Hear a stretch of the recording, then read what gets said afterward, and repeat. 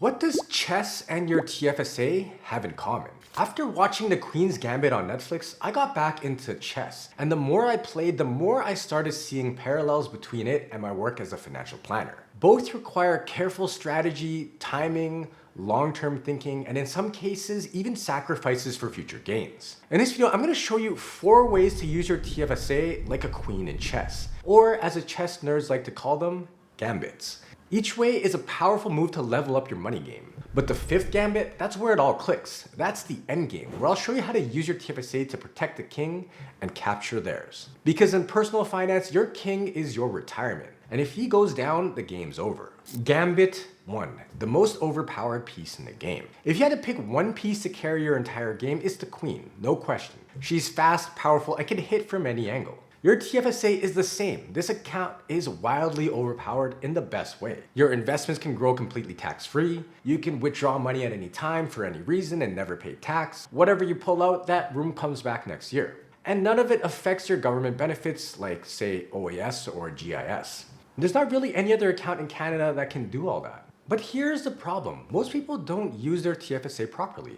They let it sit empty or they dump it into a savings account earning 2% and call it a day. That's like leaving your queen in the corner while the rest of your board is on fire. Your TFSA is meant to be active. It's meant to be in play. You don't need to overcomplicate it, but you do need to use it. Because when you invest in it properly, it can do serious damage in the best way possible. There are over 17 million TFSA holders in Canada, but only 1.5 million of them actually max out their contributions. That's just 8.7%, which means more than 9 out of 10 Canadians are leaving tax-free gains, flexibility, and retirement protection on the table. And here's a pro tip: if you're in doubt of what to do, make your TFSA your top priority. Set a calendar reminder every year on January 1st to contribute to your TFSA, and try to max it out every year and let it do what it was built to do, which was to dominate. Gambit 2, don't abuse the queen. You wouldn't throw your queen away in chess just to capture a measly pawn. But that's exactly how some people treat their TFSA. They use it to buy a new phone, or book a last-minute vacation, or fund a temporary splurge that they'll think they'll replace later. And sure, you can withdraw from your TFSA at any time, that's part of its magic. But the real power of this account isn't what it does for you today. It's what it could do over 10, 20, or even 30 years of tax-free growth. And every time you pull money out for something impulsive, you're not just spending cash. You're sacrificing future compound returns that could have worked for you forever. That's like sending your queen out on a reckless attack with no backup. Maybe you win a small victory, but you've weakened your entire position. And here's a pro tip: only withdraw from your TFSA if it's truly moving you forward. Things like funding a business or maybe buying a home. And if you're just using it like a high-end debit card, you're wasting your best piece. So treat your TFSA like the queen that she is. Protect her. Use her with intention. Because once she's gone, the rest of the board gets a lot harder to manage. Magnus Carlsen doesn't waste his queen, and neither should you. If you're not sure where the TFSA fits into your bigger plan, check out my video on the ideal order of investing. It breaks down exactly which account to invest in first, and why.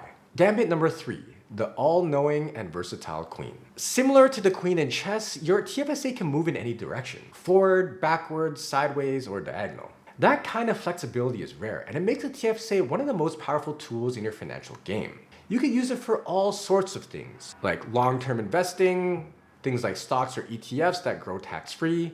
Then you have your short-term savings, such as a high-interest savings ETF or a GIC. You can even use it for emergency funds, since you could pull money out anytime without penalty, or retirement income, because TFSA withdrawals aren't taxed and won't affect your government benefits. It's super flexible, and that's what makes it so valuable. But here's the catch: just because your TFSA can do all of these things doesn't mean it should do all of them at once. A lot of people treat their TFSA like a financial Swiss Army knife. One year it's for investing, the next is for vacation, then it turns into an emergency rainy day fund. That kind of jumping around kills its true potential. A chess master doesn't send the queen flying around the board with just no plan. They use her with purpose. And here's a pro tip: choose a mission for your TFSA and stick with it.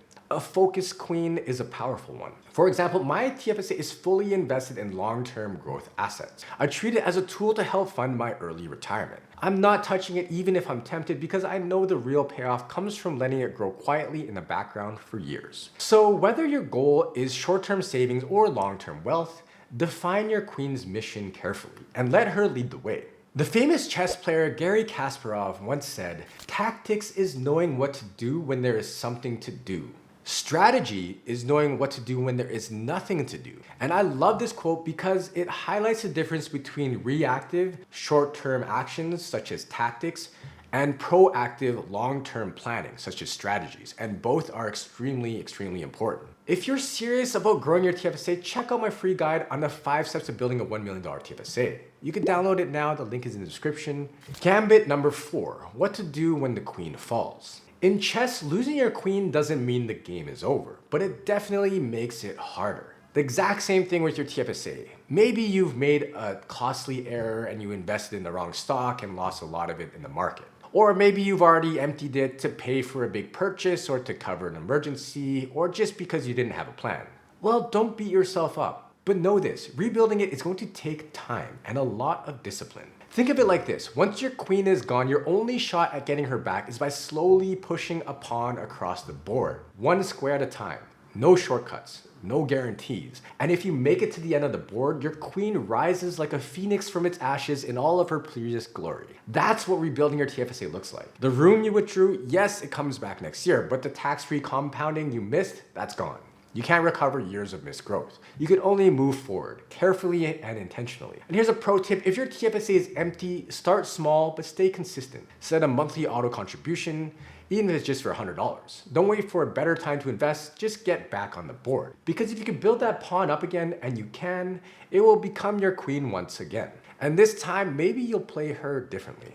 Gambit number 5, protect your king, capture theirs. In chess, the queen defends her king, but she also hunts. She's the one who could turn defense into a winning attack. And in your financial life, I like to think of your king as your retirement. It's what everything kind of builds towards. And the TFSA, she's your queen, the piece that can protect what you've built and take down the obstacles in your way. A properly used TFSA helps you, first of all, shield your retirement income because withdrawals are tax-free. It also helps you dodge OAS clawbacks and GIS reduction. You can also keep control and flexibility, as there are no forced withdrawals like there is in the RSP. You can also use it to strike strategically, using tax-free income exactly when you need it the most. It's handy for estate planning even, as it transfers over completely tax-free to your successors. And note here I said successors, not beneficiary, so make sure you designate that properly. While RRSPs can force you into higher tax brackets later, a TFSA lets you play smarter. You stay in control of your income, your benefits, and your lifestyle. So yes, your queen protects your king, but she also helps capture the opposing king, which I like to think of as your taxes, the penalties, the limitations that are trying to box you in. And that's huge because most retirees are stuck playing defense, trying to avoid higher tax brackets or clawbacks from RSP withdrawals. But if you built up your TFSA, you've got a weapon that stays sharp no matter how old you get. Because when it comes down to the final moves on the board, the queen can either save the game or be the reason you lose it. So here's a pro tip, make your TFSA a core part of your retirement plan.